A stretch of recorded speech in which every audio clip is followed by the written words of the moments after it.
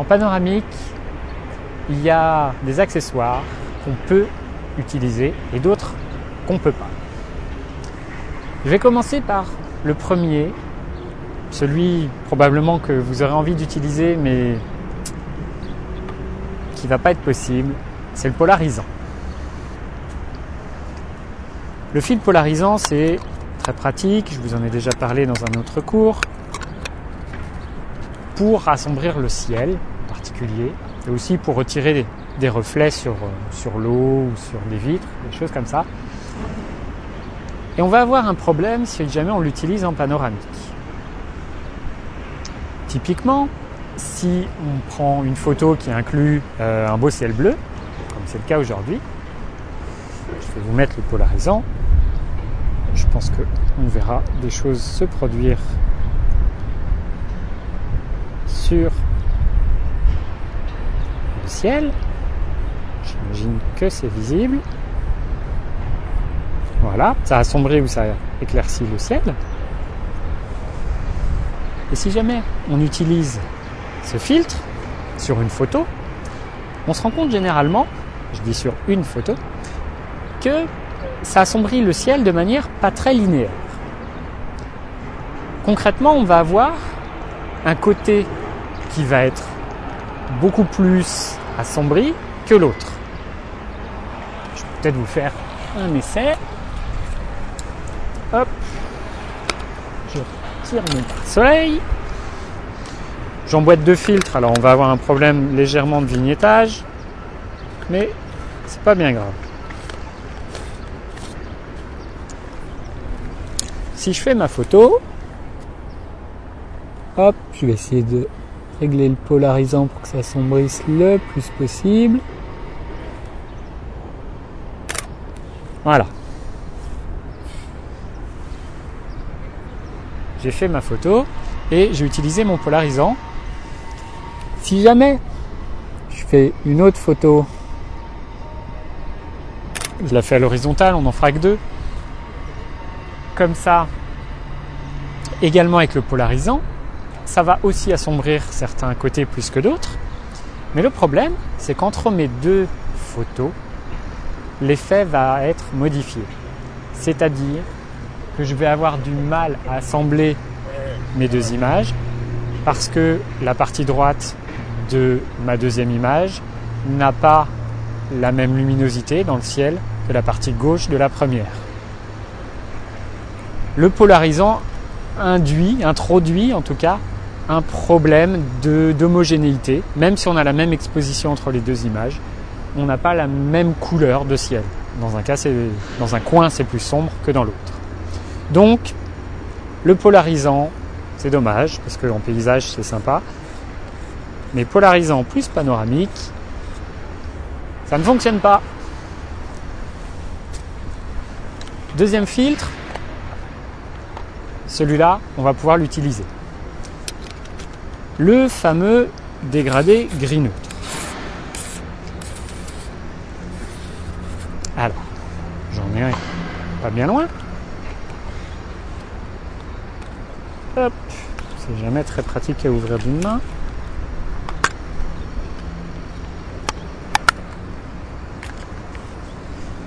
Je ne sais pas si on voit. D'abord, vous voyez, c'est un dégradé qui va m'assombrir. Je vais essayer de pas trop taper dans la caméra, qui m'assombrit le ciel.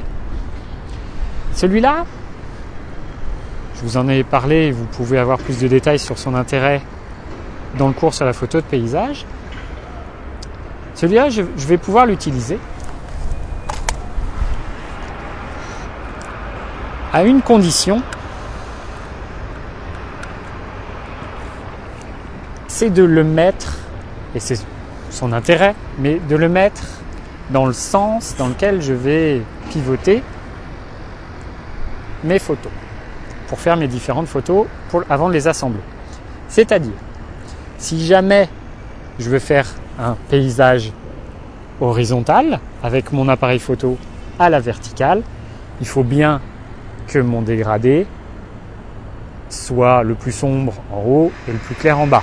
Si jamais je le pivote à 90 degrés et que du coup j'ai ma bande plus sombre à gauche et plus claire à droite, ce qui n'aurait pas spécialement d'intérêt, mais on ne sait jamais, et que je pivote comme ça veut dire que j'ai une partie à gauche de ma photo qui est plus sombre que celle de droite, et quand je vais pivoter et faire ma deuxième photo, je vais avoir la problématique inverse.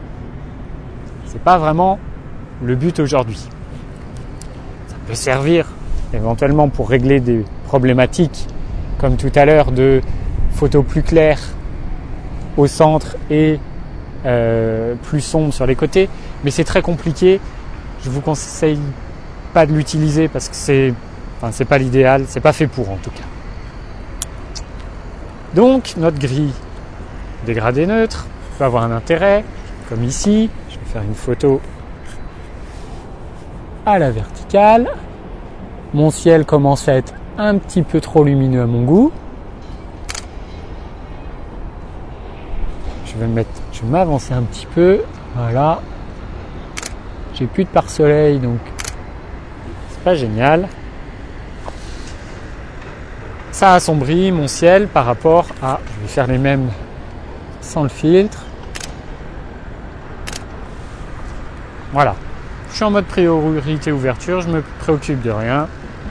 L'appareil s'en sort très bien. Donc ce filtre-là, oui, mais attention à ce qu'il soit bien perpendiculaire au sens dans lequel vous faites vos photos. Hein. Si jamais il est un peu incliné, par exemple, parce que vous ne l'avez pas mis tout à fait bien droit, vous allez introduire un problème d'écart d'une photo à l'autre. Il y a une zone qui sera plus sombre sur une image et plus claire sur l'autre. Donc il faut bien vérifier que tout est bien raccord. Mais on peut l'utiliser sans souci.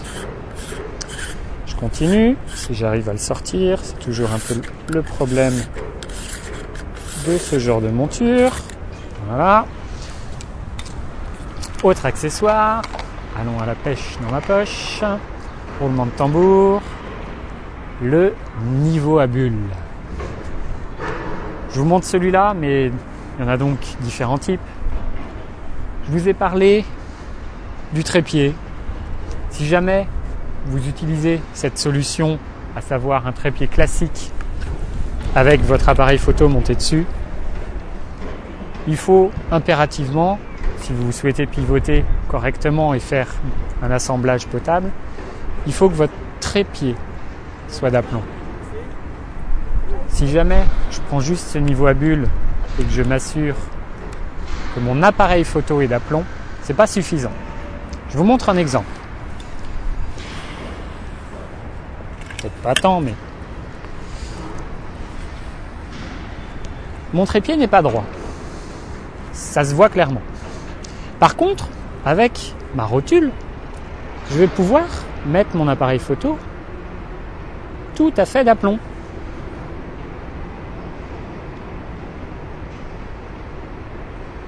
Là, mon niveau à bulles m'indique que je suis parfaitement d'aplomb.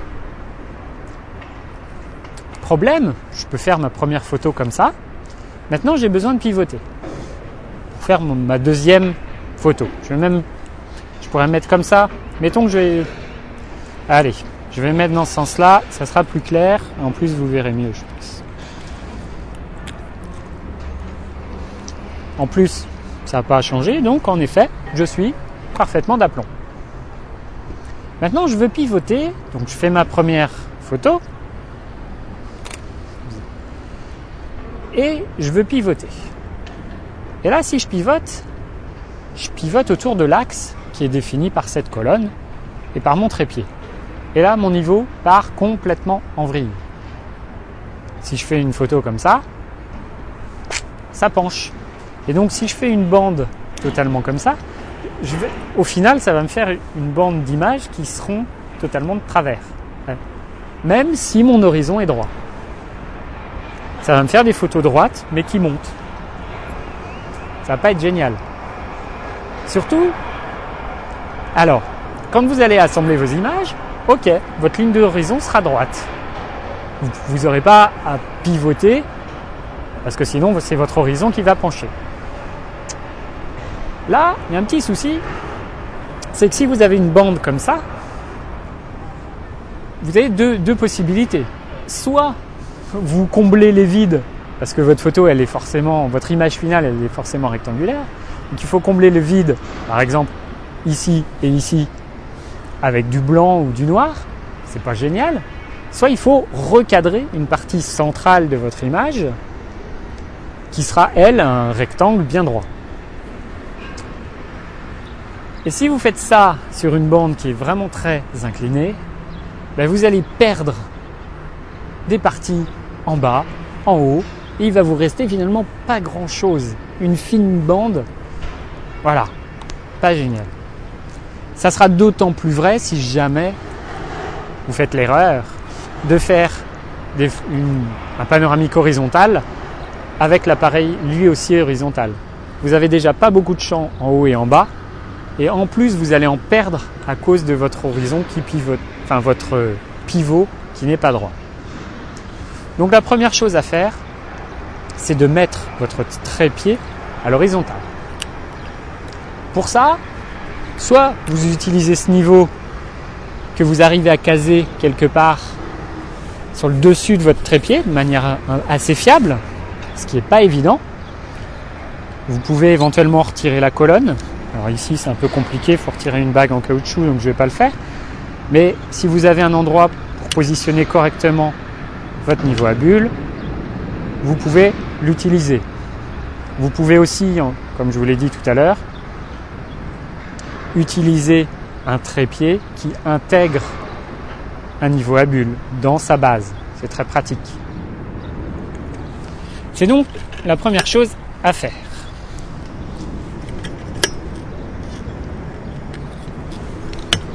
Si jamais vous n'utilisez pas de trépied, le niveau à bulle reste quand même très pratique pour vous assurer de faire des photos au moins les plus droites possibles. Vous avez la chance, quand vous faites du panoramique, de ne pas être limité à une seule photo et donc un cadrage très précis. Donc même si vous cadrez à main levée sans regarder dans le viseur, mais que vous vous assurez d'être à peu près droit,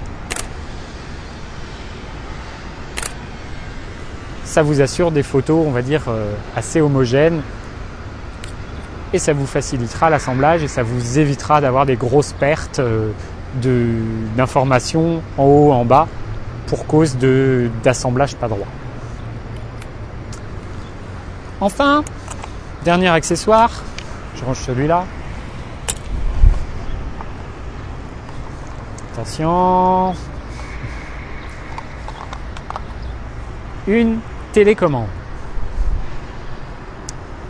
Il faut savoir que si jamais vous utilisez une tête panoramique, comme j'en ai parlé un petit peu tout à l'heure, vous allez introduire encore des systèmes de rails, d'équerre dans votre système de prise de vue. Et tout ça, ça a tendance à pas être forcément super stable. Si jamais vous fabriquez vous-même votre équerre panoramique, parce que vous pouvez le faire, il se peut qu'elle soit encore plus fragile, plus souple, et donc vous allez et vous risquez d'introduire des vibrations dans votre appareil au moment où vous déclenchez. Si jamais il y a du vent, si vous utilisez une focale un peu longue, si votre trépied est un peu souple, tout ça, vous risquez de le faire. La technique la plus classique, c'est donc d'utiliser le retardateur. Idéalement, d'adapter le temps de retard en fonction de la fiabilité de votre matériel. Si vous avez un trépied très stable et que votre appareil est monté directement dessus, vous pouvez utiliser le retardateur 2 secondes. En 2 secondes, l'ensemble se sera stabilisé, pas de souci. Si par contre, vous avez un trépied un peu souple et que quand vous lâchez, vous voyez que l'appareil met un petit peu de temps et vibre un petit peu, utilisez le mode 10 secondes. Utilisez également le relevage du miroir à l'avance pour éviter d'introduire des nouvelles vibrations. Tout ça, c'est un petit peu contraignant notamment le retardateur. Quand vous devez faire 5 photos les unes après les autres et qu'il faut attendre 10 secondes entre chaque image, ça peut prendre un petit peu de temps au final. Si vous êtes pressé, vous pouvez acheter une télécommande. Parfois sur les compacts, elles sont livrées avec. Sur les réflexes, vous pouvez les acheter séparément. Elles sont généralement filaires. Vous pouvez en trouver des pour une fortune directement auprès du fabricant de votre appareil photo. Vous en trouvez aussi des compatibles qui marchent très très bien pour 3 fois rien sur eBay. Donc n'hésitez pas. Ok. J'aime bien les cyclistes en mode main libre au téléphone. Je disais donc, vous pouvez en trouver pour quelques euros sur eBay des compatibles qui font exactement la même chose. Les télécommandes à fil se branchent généralement sur une prise prévue à cet effet. Sur cet appareil photo, c'est sur le côté. Et globalement, la télécommande, c'est 3 fils qui se branchent dessus, enfin une prise avec 3 fils à l'intérieur et un ou deux boutons. Ça n'a strictement rien de méga technologique et il n'y a pas vraiment de différence, à part dans la qualité de la fabrication éventuellement, mais bon, c'est pas grand chose. Donc en acheter une à une dizaine d'euros, même pas sur eBay, ça peut être très pratique. Et donc ça vous permettra d'enchaîner vos photos, 1, 2, 3, 4, 5, en pivotant à chaque fois, sans attendre à chaque fois 10 secondes que le déclencheur que le retardateur déclenche. Voilà, vous mettez, schlac, première photo, vous pivotez, schlac, deuxième photo. C'est très pratique. Mais une fois de plus, pas du tout obligatoire. Voilà, ma poche est vide. Donc, pour les accessoires, je pense qu'on a les principaux. Après, comme d'habitude, à vous de voir ce que vous voulez utiliser. Il faut savoir qu'il n'y a pas de grosses particularités en photo panoramique. Les règles qui s'appliquent sont celles principalement des sujets que vous photographiez. Et donc, les accessoires qui vont avec s'appliquent. Que ce soit du portrait, du paysage urbain ou en montagne. Voilà, c'est ces règles-là qui vont plutôt s'appliquer. Sinon, il n'y a pas de grande différence.